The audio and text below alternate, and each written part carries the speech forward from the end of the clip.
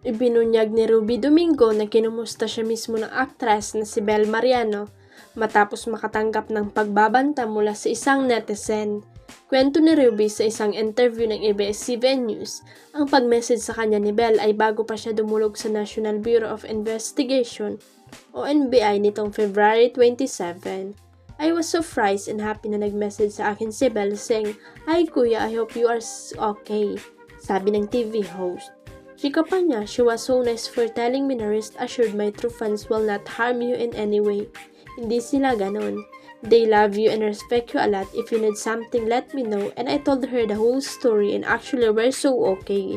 We're in sync, kaya doon ko siya mas na-appreciate. Magugunitang pumalag si Ruby sa isang comment ng basher na nagbantang makakatanggap ito ng malalang pambabash mula sa solid supporter ni Bel sakaling asarin niya sa isa't isa sina Catherine Bernardo at Donnie Pangilinan. Kung matatandaan, sina Kat at Donnie ang magsasalbing bagong hurado ng upcoming new season ng Pilipinas Got Talent o PGT kasama sina Eugene Domingo at ang returning judge na si FMD. Habang sina Robby at Melay Cantiveros naman ang magiging main host ng nasabing show. Muling binalikan ng dating aktres na si Catherine Luna ang controversial na issue tungkol sa anak niyang si Nicole na noon ay napabalitang anak ng aktor na si Coco Martin. Sa isang panayam sa YouTube channel ni Julius Babaw, diretsa niyang nilinaw ang isyung matagal nang bumapalot sa kanilang nakaraan. Ayon kay Catherine, hindi siya kailanman nangingi ng pera kay Coco nang isilang niya si Nicole. Gayunpaman, inamin niyang habang lumalaki ang bata ay napansin niyang hindi ito kawig ng aktor na nagdulot ng mga katanungan sa kanya. Matatanda ang umingay noon ang tungkol sa resulta ng DNA test na nagsasabing hindi si Coco ang biological father ng bata. Dahil dito, pinili ni Catherine na umiwas sa issue at lumayo sa publiko. Pero nahihiram umano ni Coco si Nicole mula sa kanyang ina nang hindi niya nalalaman.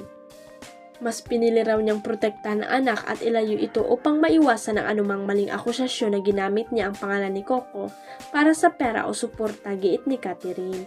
Hindi siya kailanman humingi ng sustento mula sa aktor at mas pinili niyang manahimik dahil sa matinding hiya. "Sobrang hiyang-hiya ako kung ano man yung nangyari yung mga nasabi ko dati.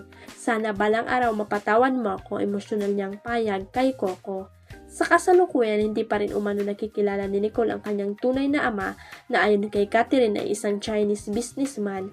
Dagdag pa niya, hindi ito taga-showbiz ngunit ang asawa nito ngayon ay isang artista rin.